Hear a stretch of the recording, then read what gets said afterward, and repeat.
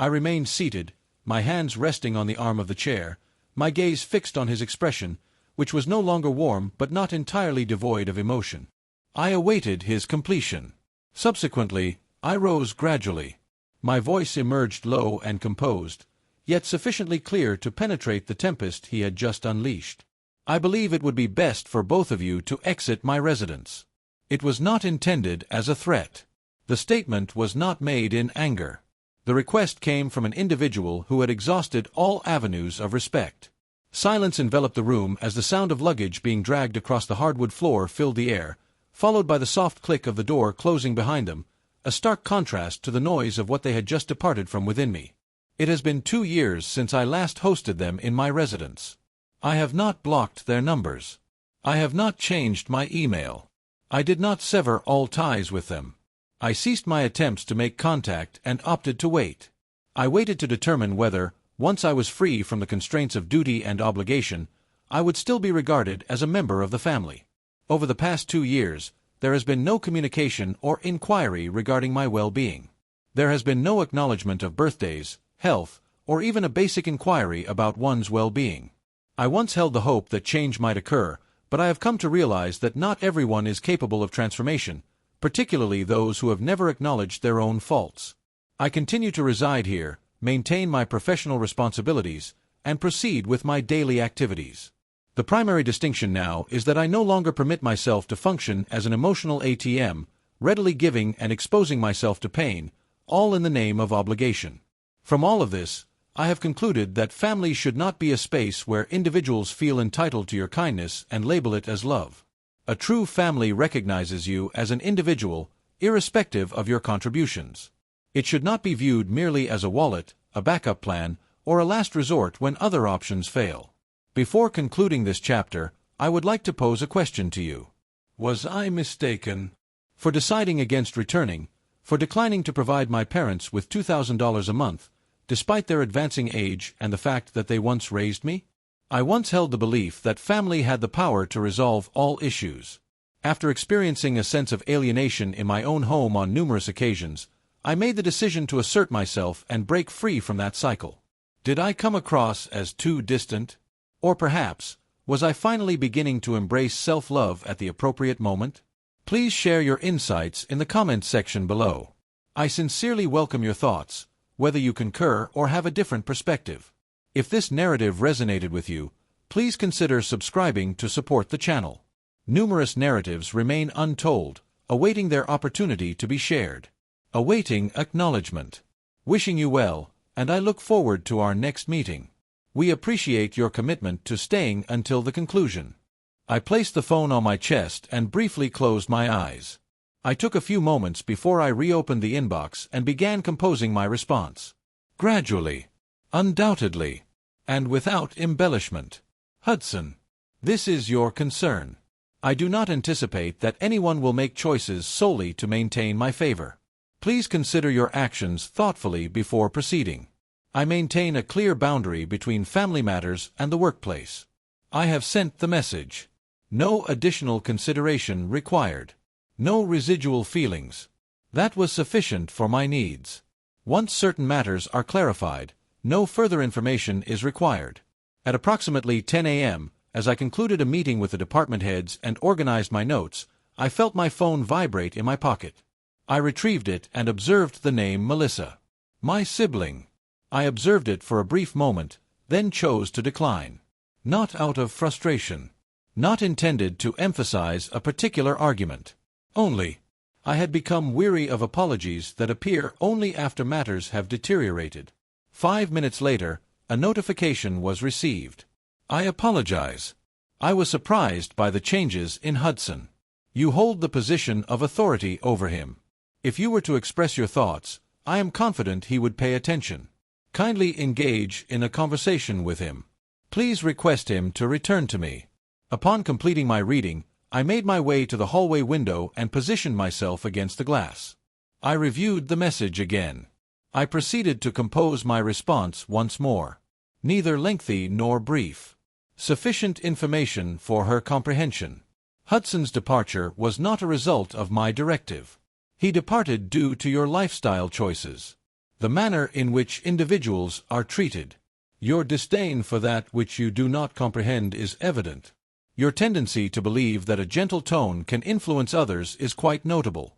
I pressed send, placed the phone back into my pocket, and resumed my position at the desk. However, within a minute, another message was received. I am aware. I made an error. This time, I am serious. I will make the necessary adjustments. I kindly ask for your trust. This will be an exception. I did not provide a response. I have reviewed it. I took a moment to reflect on it. However, there was no response within me. Not due to a lack of concern, but rather because I have come to a clear understanding. At times, the gap between two individuals is not bridged by an apology. The timing of the apology is crucial. I discreetly removed the message, ensured that everything was accounted for, and returned to the life that was still genuinely unfolding. A week later, on a Friday afternoon, as I re-entered the house from the garage, I paused momentarily on the porch. My parents were positioned at the front door. Each person carries a small suitcase, their expressions reflecting the weariness from an extended journey. I refrained from inquiring about their presence, as it was evident that their journey to see me was not merely a casual visit. I opened the door and welcomed them inside. There is no tension. Direct communication is preferred. A straightforward decision.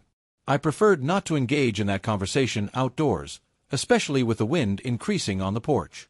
We convened in the living room. The tea on the table remained hot and steaming. My father was the first to speak. He offered an apology in a tone that was notably more composed than usual. My mother contributed to the conversation, expressing that they had reflected on the situation and perhaps had overstepped, acknowledging that matters should not have escalated to this level. I refrained from speaking. Did not interrupt. I listened attentively to determine whether this apology marked the conclusion of a matter or the initiation of a new chapter. As anticipated, my father's tone changed. We are a family, Nolan. Family members support one another. We provided your upbringing. I have enrolled you in school. A portion of everything you currently possess is derived from our contributions. Is that correct? I observed him. While my expression remained unchanged, I subtly adjusted my posture to stand a bit straighter. Subsequently, my mother addressed me, her tone gentle. It appeared that she was articulating a perspective that was entirely rational. We would appreciate it if you could arrange for a monthly transfer of approximately $2,000. A small amount of assistance. It may not hold significant value for an individual of your caliber. I observed the two individuals seated in my living room.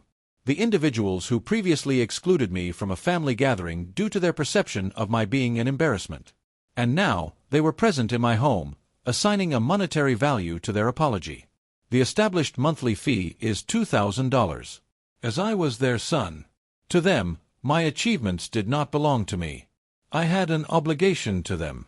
Following their request, I responded with a laugh. Quiet. Not insincere. A subtle chuckle. The type of expression you exhibit when presented with a narrative that lacks clarity.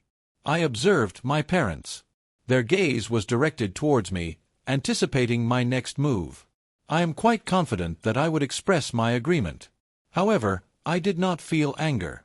I had progressed too significantly to be unsettled by matters of this nature. I reclined in the chair, maintaining a steady and clear voice. What is the status of Melissa? What will her monthly contribution amount be? The atmosphere in the room appeared to momentarily halt at that moment. The atmosphere grew tense. My father cast a brief look at my mother. She replied with a measured pace, her voice lowering slightly. Your sister's occupation. The situation remains unstable. The breakup with Hudson has had a significant impact on her well-being. I acknowledged with a slight nod, finding no surprise in the situation. The familiar justifications, articulated in a manner that appeared compassionate, yet ultimately served as mere distractions. I raised my gaze, made direct eye contact, and responded, if she consents to provide you with $2,000 a month, I will match that commitment. Neither more nor less. They remained silent, gazed at me intently, as if assessing the sincerity of my statement. I proceeded with composure. If you would like me to assume the full amount, I will require a written agreement. A legal agreement confirming that upon both of your passing, the house will be transferred to my full ownership. I remained motionless following that moment. There is no urgency. There is no additional explanation provided. I am currently awaiting their response, as this marks the first occasion where I am establishing the terms. For a responsibility they had always regarded as merely my obligation. Upon concluding my remarks, the atmosphere in the room became thick with a profound silence. Then, without warning, my father rose to his feet. He forcefully placed his palm on the wooden table, resulting in the teacup tipping over. The contents cascaded down the edge. His voice resonated throughout the room, his chest rising and falling with intensity. Are you establishing conditions for your parents? We have nurtured and supported you for more than 20 years. Are you really considering such minor deductions at this stage? What type of existence are you experiencing? Indeed. He was raising his voice significantly. I would not be surprised if the neighbors next door were able to hear every word spoken. I remained stationary, remained composed. No call was made. I found no necessity to provide an explanation. I remained seated, methodically rotating the cold coffee cup in my hands, my gaze fixed out the window, as though peering beyond the visible landscape. In that moment, I realized that their call was not motivated by a sense of longing for my presence.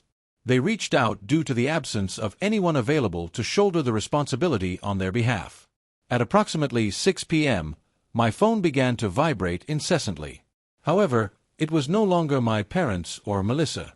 The relatives, who appear only during holidays, seem to possess an unwarranted sense of entitlement when it comes to passing judgment. The communications arrived in succession. Some regarded my behavior as disrespectful. One stated directly that you embarrassed your mother in front of the entire family. Your sister was correct, albeit in a more understated yet equally impactful manner. Individuals of your disposition should refrain from appearing on a joyous occasion. I reviewed each message without responding, not because my silence indicated agreement, but because I had ceased attempting to clarify my position to those who consistently favored the more vocal majority over what was just. I was on the verge of placing the phone down when the screen illuminated once more. Aunt Lauren was the sole individual in the family who continued to place a measure of trust in me. She initiated a video call using an outdated application that only the two of us continued to utilize, as we were among the few who valued the importance of making direct eye contact when it truly mattered.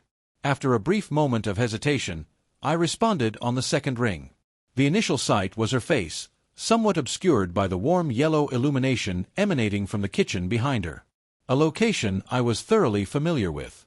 Each imperfection on the wall, each creaky cabinet. However, this evening, the atmosphere in the room seemed distinct. The sound of silverware clinking, accompanied by hesitant laughter and intermittent small talk, permeated the atmosphere.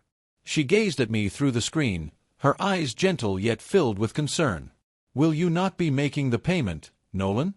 Her voice conveyed a sense of inquiry, light and unassuming, as if she were seeking to understand the situation at hand. I gazed into her eyes, and when I finally articulated my thoughts, my voice was deliberate, as if I were unearthing something I had concealed for an extended period. It was my father who advised me against coming, Auntie. I took a deep breath. He stated that if I continued to insist on appearing, I should no longer refer to him as my father. She became silent. She redirected her gaze, appearing to survey the room behind her. At that moment, the call unraveled into disarray. I discerned my mother's voice, increasingly clear, piercing through the surrounding noise. "Please convey to him that I feel disappointed in his actions. On this significant day, how could he take such an action?" Subsequently, my father exhibited a keen and commanding presence. "It is not a matter of great significance. It involves settling a few financial obligations. What type of individual becomes trivial regarding financial matters?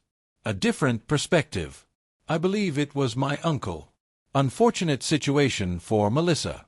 Managing a relationship with a brother of that nature." Footsteps drew nearer to the camera. Melissa positioned herself behind Aunt Lauren, arms crossed and lips pursed in displeasure. "He actually answered the call? My mother has been in tears throughout the day. Is he genuinely concerned? There is a complete lack of accountability. I remained silent. I observed quietly, clinging to my silence as though it were my sole means of safeguarding myself.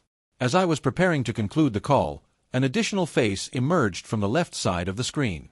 A young man with meticulously styled hair and a tailored dark suit. He regarded me with a hint of confusion in his eyes before presenting a cautious smile. "Hello, boss," he stated. The voice had a slight roughness, suggesting uncertainty about the appropriateness of the words in that moment. I became immobilized. I maintained my focus on the screen, subconsciously tightening my grip on the phone. This was unexpected. Unavailable at this moment. Not on the very night they all concurred that my presence would be too embarrassing to include. I observed him for a few moments longer, and then everything fell into place. His countenance. The manner in which he communicated. Certainly. He is among the recent additions to our team, having been transferred from our southern branch. We had a series of email correspondences.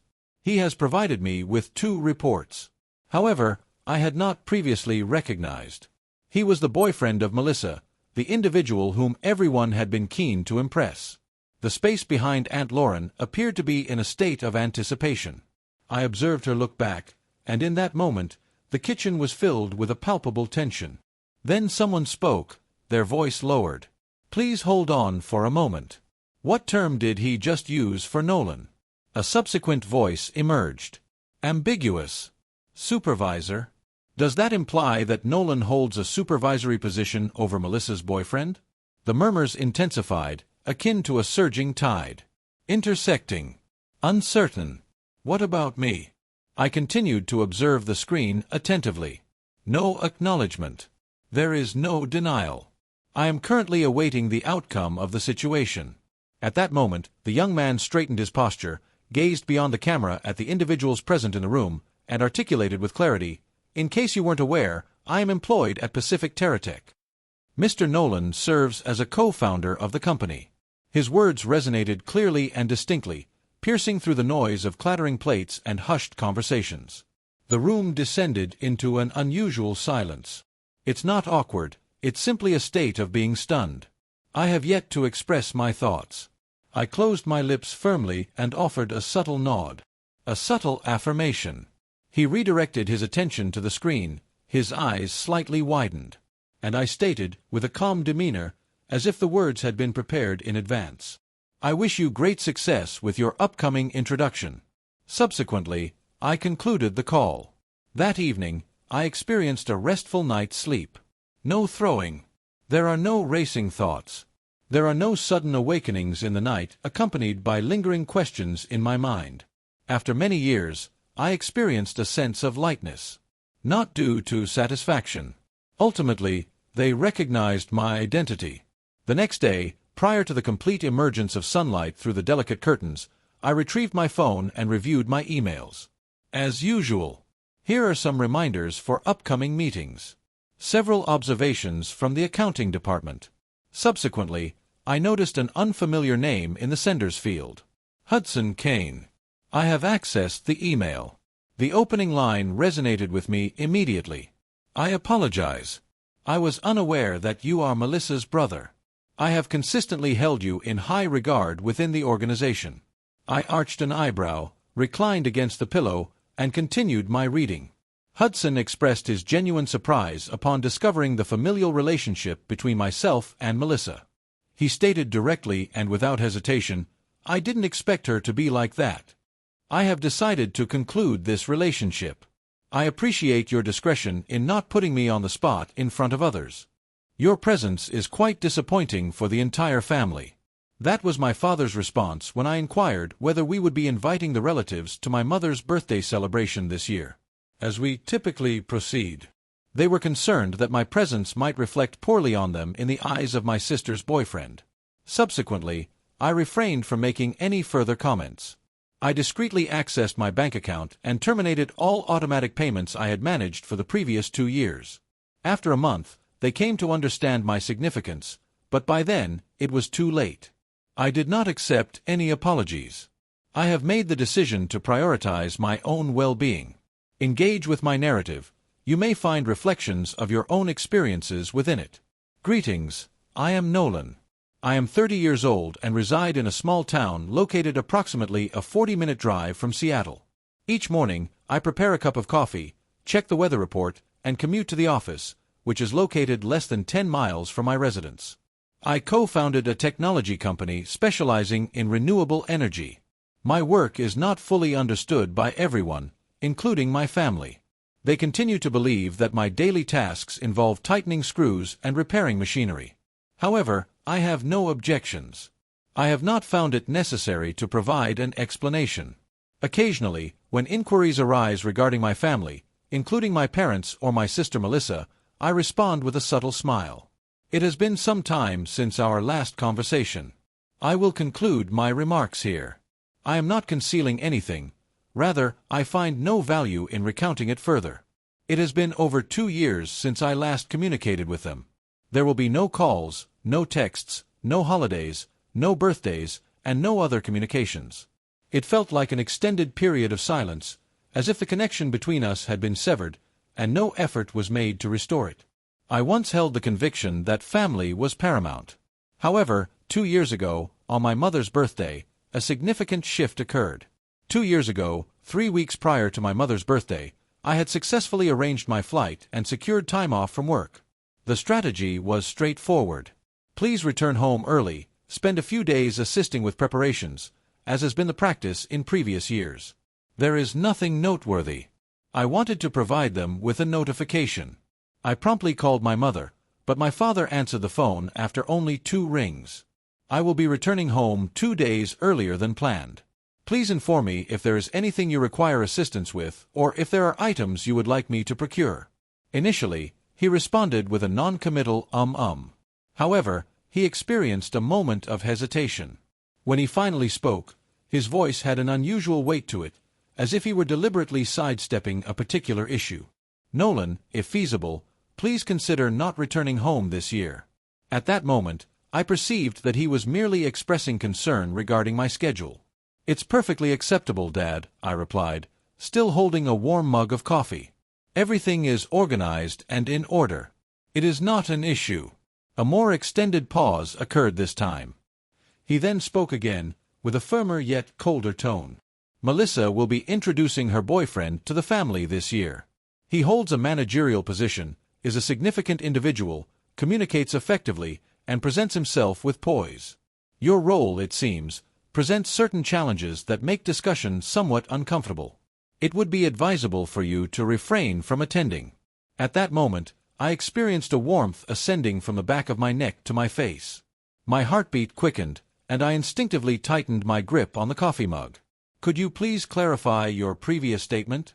I lost my composure, unable to maintain a steady tone. Are you genuinely expressing that to me at this moment? He acknowledged it. It was not retracted. Remained firm. Rather, he stated it clearly and concisely. Your return would likely cause significant embarrassment for the entire family. If you choose to attend, please refrain from referring to me as your father. Without any hesitation, he concluded the call. I placed the phone down. My hand exhibited a slight tremor, moist with perspiration. The apartment surrounding me was completely quiet. There was no television, no sounds of footsteps, just me, standing still, gazing into the void ahead, as though I had been abruptly removed from my existence. His words resonated in my mind, deliberate and distinct, reminiscent of a recording replaying continuously. Your return would likely cause discomfort for the entire family. If you choose to return, please refrain from referring to me as your father. For a brief moment, I questioned whether I had accurately heard him. However, that is not the case. Each word and tone conveyed a sense of detachment and unwavering firmness. There was no verbal misstep. There is no opportunity remaining for optimism. I tightened my jaw, feeling a constriction in my throat as if something had become stuck and was unwilling to pass. At that moment, recollections began to resurface. I discreetly settled all their bills. Electricity, water, internet, and over 2 years of service. It was never brought up. They have now labeled me as the disgrace of the family. Immediately thereafter, I retrieved my phone. My hand remains slightly unsteady, while my thoughts have begun to cool. I accessed the banking application and reviewed the transaction history. My primary objective was to assess the total amount I had invested in my family over the past 2 years. I required a number for the electric bill, water bill, and internet service. Each month is accounted for, without exception. All payments were executed promptly and automatically deducted from my account. Approximately $400 per month. Consistently, for 2 consecutive years, I methodically scrolled to the very bottom. The total expenditure amounts to $9,842.17. I gazed at that number for a few additional seconds, not out of surprise, but because a sense of calm had unexpectedly settled within me. Not a feeling of sorrow. Not even frustration. Only void remains. Approximately $10,000. Now, I am referred to as the family's source of embarrassment. While reviewing the extensive list of bank transactions, a question emerged in my mind. In 3 decades, it was a question that had never been posed by anyone in my family. Has Melissa contributed to our parents to the same extent that I have? It was not a matter of jealousy. I did not seek acknowledgement. If I am perceived as the shame of the family, then who precisely is the benchmark for that assessment? I incurred nearly $10,000 in living expenses on their behalf. In silence. Without expecting any compensation. Without ever mentioning it. What about her? Has she ever needed to make any sacrifices? Have you ever inquired if assistance was required?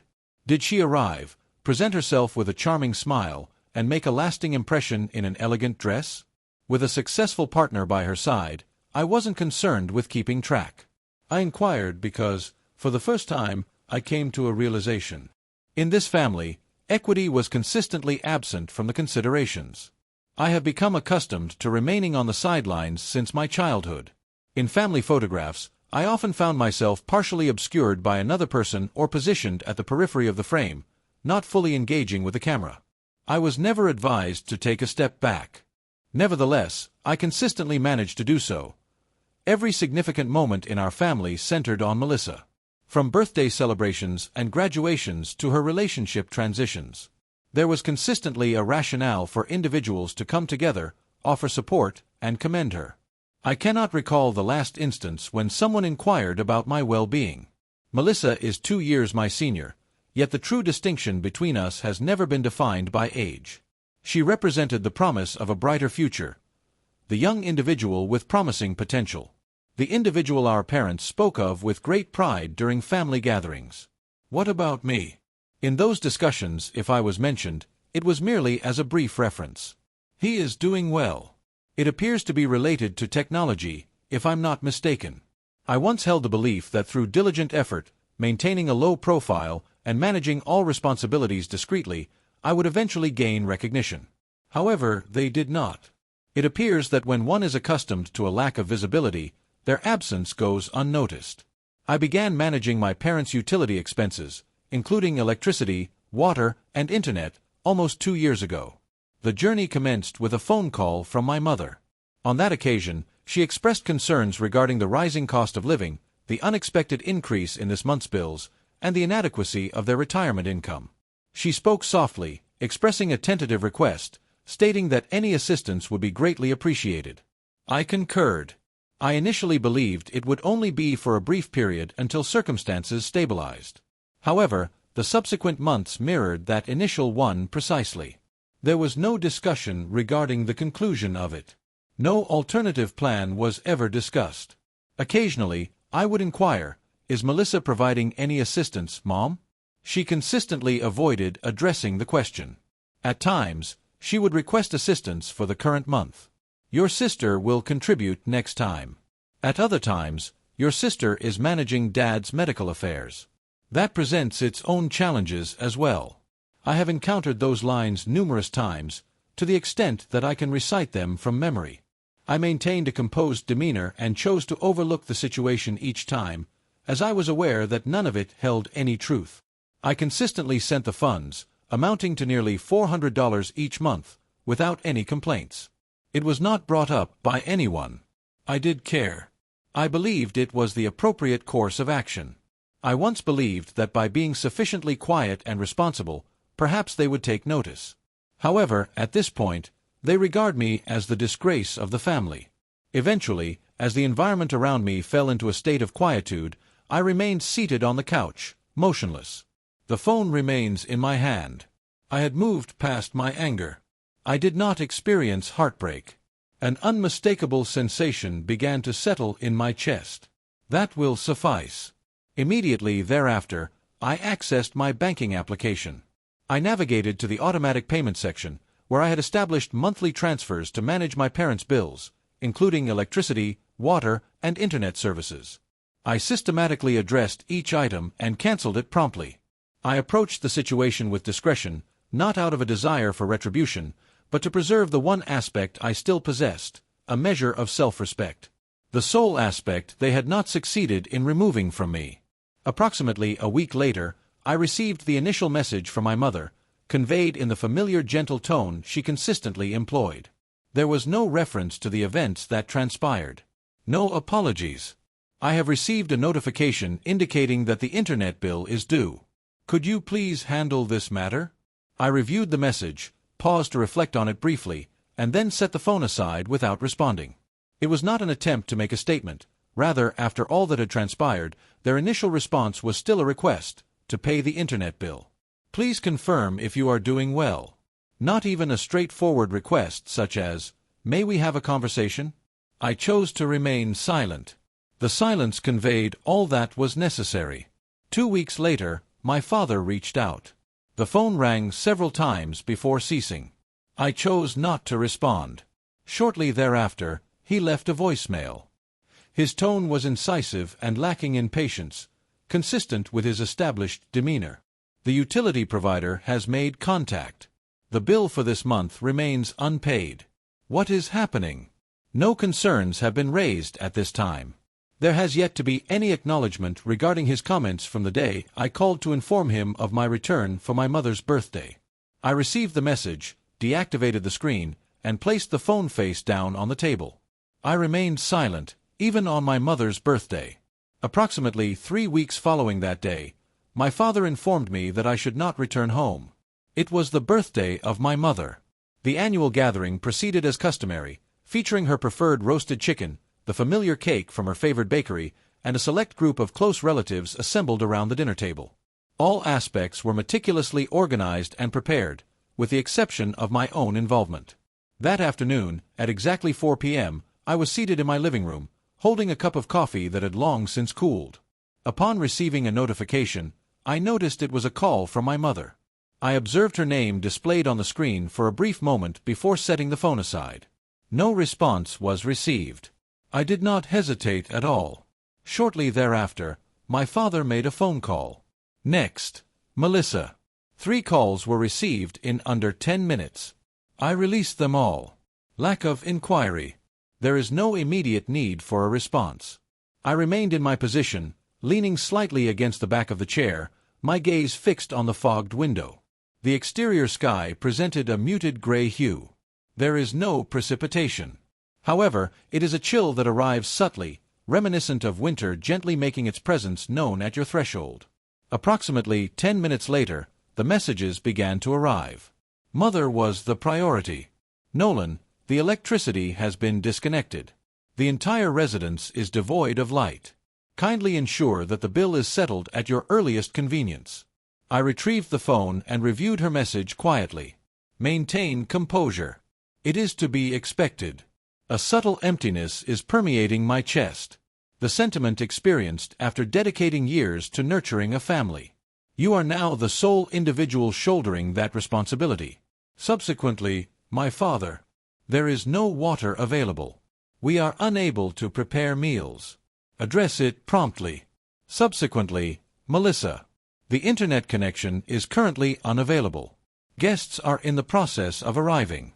Kindly address this matter at your earliest convenience, as it is urgent. I observed the time on the clock point 17:12. I recall distinctly. I terminated all automatic payments exactly 3 weeks ago, immediately following that evening. My father informed me that if I chose to return home, I should refrain from addressing him as Dad in the future. During the birthday celebration, I was informed that my presence was not welcome. All operations began to cease. The electricity, the water supply, the internet connectivity. Each individual vanished precisely at the moment they were most needed. I did not respond to the message.